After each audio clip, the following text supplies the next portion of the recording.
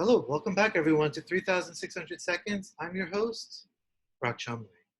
You know, advocacy is all the rage nowadays, teaching of pretty much any content area. Today I'm joined by a very special guest, Kevin McGrath. How are you today, Kevin? Thank you for joining us.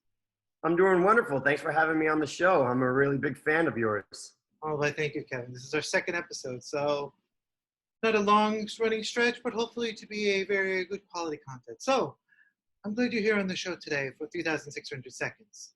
So talking about advocacy here, but first off, let's know a little bit more about yourself. Who is Kevin McGrath? That is a deep question.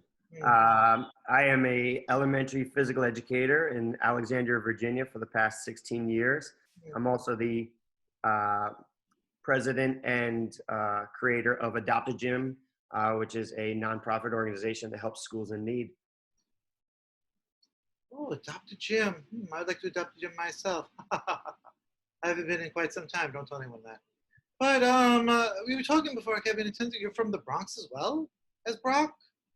That's right. I actually went to elementary school just a couple blocks away from where you live. Ooh. Brock is not going to tell the audience where he's from, but pretty much everyone knows that Bronx and his brother Jim are from the Bronx. I guess I include Jim. Yes, thank you. No, Brock wants to know. We're talking all about advocacy. What is Adopt-a-gym? How does that fit in with advocacy? Like, why? What would the people want to know about that? So in my opinion, advocacy is basically putting everyone in the same footing, giving everyone the same opportunities, not only the students, but the educators as well. When a new teacher walks into a gym and just finds out what they have to work with, and they realize that they have all these great ideas and not the equipment to deliver those lessons to their students, it's discouraging. What Adopt-a-gym does is a school that has the opportunities and the equipment that they need runs a fun fitness event at their school, like a fun run, and then 100% of the funds that are raised gets used to purchase PE equipment for a school that either is in an underprivileged neighborhood, has been hit by natural disaster, just has a need for equipment to, just deliver that high quality physical education that each of these children deserve. That is quite, and the most interesting aspect about it is that you're in a completely different world right now. I can't imagine going from the Bronx to Virginia must be a certain special world, so to speak, and that it's very different, very, very much. But it's also you keep humble and you are able to transfer that line of thinking into your new way. And the Adopt-a-gym program sounds very interesting. I know my brother Jim has always talked about that sometimes he's had to make the most out of nothing. And but do you really think, Kevin, how do you think this can bridge the gap in terms of equality and making things more equal? Well, I mean, I remember being a student in these neighborhoods. I remember wondering, what is my direction out of this neighborhood? What is my way of getting into a situation that's more comfortable? For some, it's not always, getting into college because of their academics. Some get into college thanks to their physical abilities. Now, a lot of sports have one ball. If you were playing those sports in your physical education class with one ball for a large number of students, those children are not developing the skills that they need. They are not going to fall in love with soccer when they got the ball once during PE class. If each one of those students gets the ball to play with for the entire class and develop skills, that's when they ask for that, ask for a soccer ball for Christmas. That's when they ask their parents to be active outside of PE class. That's when you start developing love for activities that make them want to do them for their lives. I don't think those students that are in underprivileged schools have the same active lifestyles because they weren't given the opportunity to fall in love with these activities, getting the ball just once. Adopt-a-gym fills the PE class with equipment, so every kid has a chance to fall in love with the activities that we're showing them, and gives the teacher the opportunity to teach all these cool lessons to make them want to be physically active because they found their niche. They found their way in. I'm just sitting here nodding because it just sounds so wonderful and amazing. That physical literacy, I believe, is the term nowadays. So important. So And I know that in regular academic teaching, teaching the basics and concepts so that students understand more is just so paramount. And just curious, of those who have not heard about the AdoptAGym program, are there any testimony stories? Like, what feedback have you gotten about this awesome program? One of my favorite stories was a school down in Denham, Louisiana, who was flooded to the ceiling. They were out of their school for over a year. Their physical education classroom was an emptied out lab. And they lost all their equipment during the flood. We were able to adopt them in 2016 and filled them with everything that they needed to teach. And they actually made a poster for us to send to our school to show our students their appreciation. One of my favorite quotes on that poster was, "Thank you so much for the equipment. I've never seen Mrs. Jones so happy." So it gave the teacher the tools that she needed to get back to being the educator she wanted to be and give those kids the education that they deserve. Wow, that's quite the heartwarming story. And thank you for sharing that with us. That's what this program is about being real, talk about education, specifically physical education. So wow, that sounds like a great story. Yeah, that's just wonderful. And wow.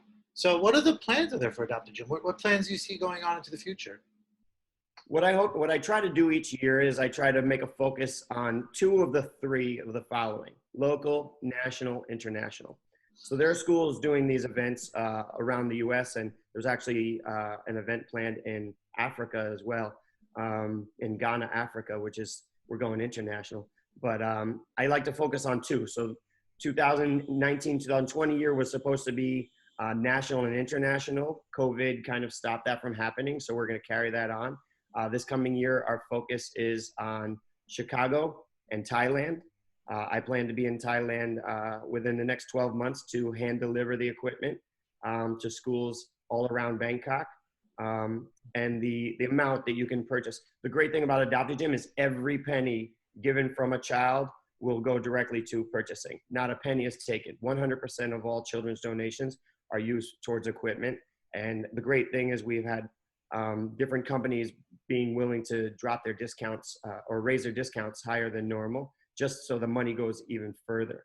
So my goal is finding like-minded people that are interested in running these types of events at their school. They're real simple, real easy. They get your community active and excited about being philanthropic. They're teaching your kids a lesson about the fact that they have the ability to change the world just because they simply have the desire and will to do so. You don't need to be rich in order to make a difference. I want my students knowing that if you have $1, give it, because then you can say we helped. You don't say they helped. You know, the better off children in my school were able to help. You're able to say we when you tell the story about this. And the empowerment that that gives the students that do AdoptAGym events is the viewpoint on life that I can make a difference if I desire to. And I think that that's something that people think sometimes you get the opportunity to when you've become a boss, when you've gotten a high salary, things like that. And then the other half of the world are the ones who receive help. That's not a great feeling to be the one on the receiving end of help all the time. You want to be the one making a difference and helping others. And something like AdoptAGym puts the help right in the hands of the kids who need to believe in themselves that they can make a difference. And hopefully AdoptAGym schools will pop up all over that are interested in running events at the schools near them. It's funny you mentioned that because that was going to be my final last question. So you must have read my script. That you don't have to be a boss to be an advocate or to help others out. And what I was going to ask, so if you don't do AdoptAGym, or if you're a student or a teacher, or even if you're not a physics teacher, and how could you advocate? And what can you do? And you really kind of touched upon that. So is there anything else you could think you would want to say as like the closing thought? As what is just the easiest basic way to, whether it's AdoptAGym, what's the best way, a simple, easy way for someone to advocate or someone to pay it forward, so to speak? Well, I think that probably is a different answer for every person. Your community may need different things. Some of us live in communities where everybody's they already have an idea of how they're paying their bills and they're comfortable. Maybe that's looking out for people that have health issues and and asking if you can offer to rake their leaves or mow their lawn.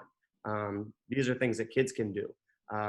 Offer to help them carry groceries inside their house. You know what I mean? Just being the difference that you want to see in the world.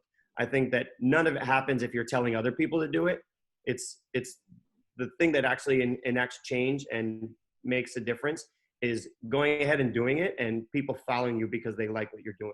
So you know what? Just get started. Start right now. Think of something that you can do to help, and hopefully somebody follows, and that's how you make a difference. Wow. Powerful words, Kevin. So, well, that's all the time we have for today. But thank you so much. I want to just thank my guest, Kevin McGrath, coming on, Adopt-a-Gym. But he also points out in very, very many different ways that advocacy and helping others is so very easy, and there's so many ways to do it. And I like the quote you said, Kevin, about be the change you want to see in the world. And I will leave with those everlasting words. And thank you for joining us tonight, Kevin. Thank you to our audience, wherever you are tuning in from. This is Brock Shumley, signing off.